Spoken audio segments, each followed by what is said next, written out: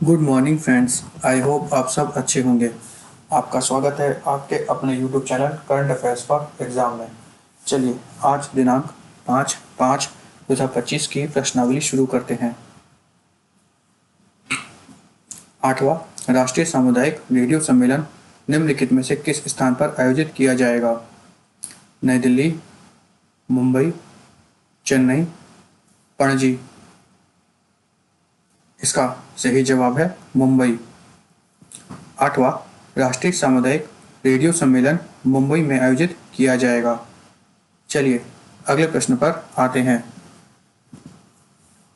निम्नलिखित में से कौन सा राज्य जहाज निर्माण, मरम्मत और पुनर्चक्रण पर समर्पित नीति पेश करने वाला पहला राज्य बन गया है? कर्नाटक, उड़ीसा, आंध्र प्रदेश, महाराष्ट्र।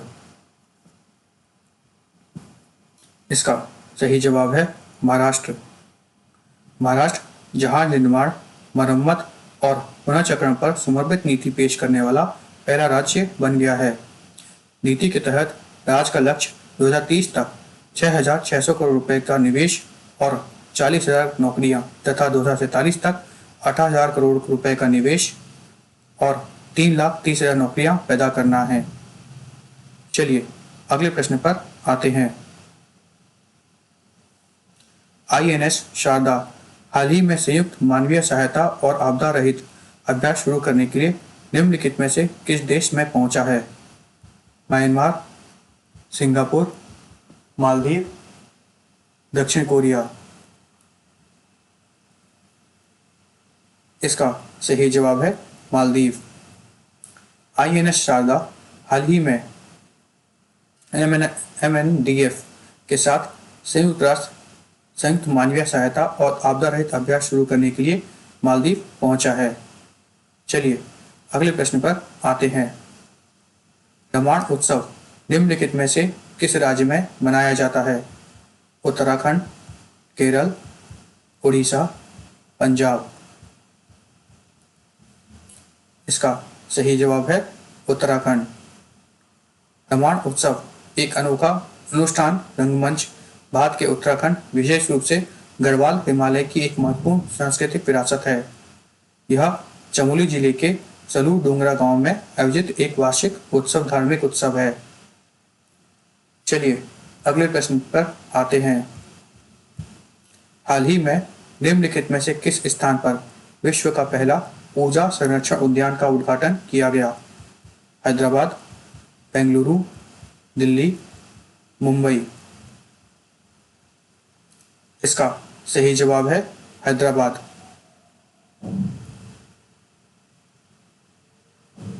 तेलंगाना के राज्यपाल जिष्णु देव वर्मा ने हैदराबाद में दुनिया के पहले ऊर्जा संरक्षण उद्यान बाबूजी वमन का उद्घाटन किया। बाबूजी महाराज की 125वीं जयंती और एक साल तक चलने वाले राष्ट्रीय उत्सव के समापन के उपलक्ष्य में सांस्कृतिक मंत्रालय के सहयोग से इस उद्यान का विकास किया गया। इस पहल का नेतृत्व हार्टफुलनेस द्वारा किया जाता है। चलिए अगले प्रश्न पर आते हैं।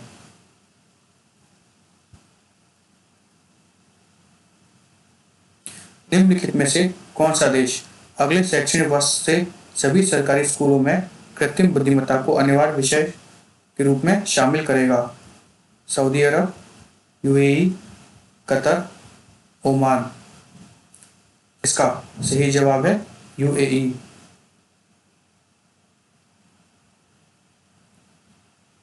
संयुक्त अरब अमीरात अगले शैक्षणिक वर्ष में सभी सरकारी स्कूलों में कृत्रिम बुद्धिमत्ता को अनिवार्य विषय के रूप में शामिल करेगा।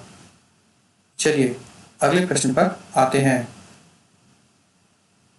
भारत का पहला सोना पिघलाने वाला ATM हाल ही में निम्नलिखित में से किस शहर में खोला गया? बेंगलुरु, चेन्नई, हैदराबाद, तिरुवनंतपुरम। इसका सही जवाब है हैदराबाद। भारत का पहला सोना पिघलाने वाला ATM हाल ही में हैदराबाद में खोला गया। चलिए अगले प्रश्न पर आते हैं। लॉरेंस वोंग ने निम्नलिखित में से किस देश का प्रधानमंत्री चुनाव जीता है? Malaysia, Cambodia, Vietnam, Singapore. इसका सही जवाब है सिंगापुर। लॉरेंस वोंग ने सिंगापुर के प्रधानमंत्री चुनाव जीता है। चलिए अगले प्रश्न पर आते हैं। अखिल भारतीय फुटबॉल महासंघ पुरस्कार 2025, जिसमें 2024-25 सत्र के सर्वश्रेष्ठ खिलाड़ियों और कोचों को मान्यता दी गई, निम्नलिखित में से किस स्थान पर प्रदान किए गए? उत्तराखंड, केरल, पंजाब, उड़ीसा। इसका सही जवाब है उड़ीसा। अखिल भारतीय फुटबॉल महासंघ पुरस्कार 2025, जिसमें 2024-25 सत्र के सर्वश्रेष्ठ खिलाड़ियों और कोचों को मान्यता दी गई, उड़ीसा के भुवनेश्वर में प्रदान किए गए। सुभाषिष बोस को वर्ष का सर्वश्रेष्ठ खिलाड़ी चुना गया, जबकि सौम्या बुलोत को वर्ष की सर्वश्रेष्ठ महिला खिलाड़ी चुना गया। चलिए अगले प्रश्न पर आते हैं। निम्नलिखित में से किसने 7वां खेलो इंडिया युवा खेलों का उद्घाटन किया? श्री नरेंद्र मोदी, श्री अमित शाह, श्री रेखा गुप्ता, श्री वीके सक्सेना। इसका सही जवाब है श्री नरेंद्र मोदी। प्रधानमंत्री श्री नरेंद्र मोदी ने वीडियो कॉन्फ्रेंसिंग के जरिए खेलो इंडिया यूथ गेम्स के 7वें संस्करण का उद्घाटन किया। यह खेल बिहार के 5 शहरों पटना, राजगीर, गया, भागलपुर और बेगूसराय में आयोजित किए जा रहे हैं। प्रधानमंत्री ने कहा कि खेलों के इस संस्करण में देश भर के 6,000 से अधिक युवा खिलाड़ी भाग ले रहे हैं। चलिए अगले प्रश्न पर आते हैं। निम्नलिखित में से कौन मॉस्को में 80वें विजय दिवस समारोह में भारत का प्रतिनिधित्व कर रहा है? श्री नरेंद्र मोदी, श्री संजय सेठ, श्री अमित शाह, श्री राजनाथ सिंह। इसका सही जवाब है श्री संजय सेठ।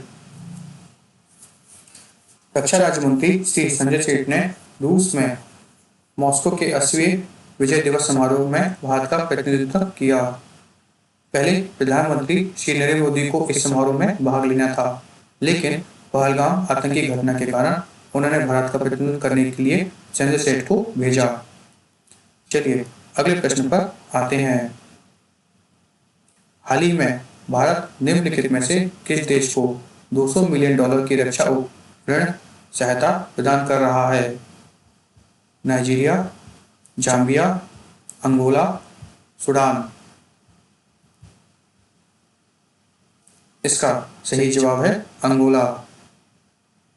हाल ही में भारत ने अंगोला को $200 मिलियन रक्षा ऋण सहायता की पेशकश की है। फ्रेंड्स, आज का सेशन यहीं समाप्त होता है। आपको हमारा सेशन कैसा लगा कमेंट करके बताइएगा तथा लाइक एवं सब्सक्राइब अवश्य कीजिएगा। धन्यवाद।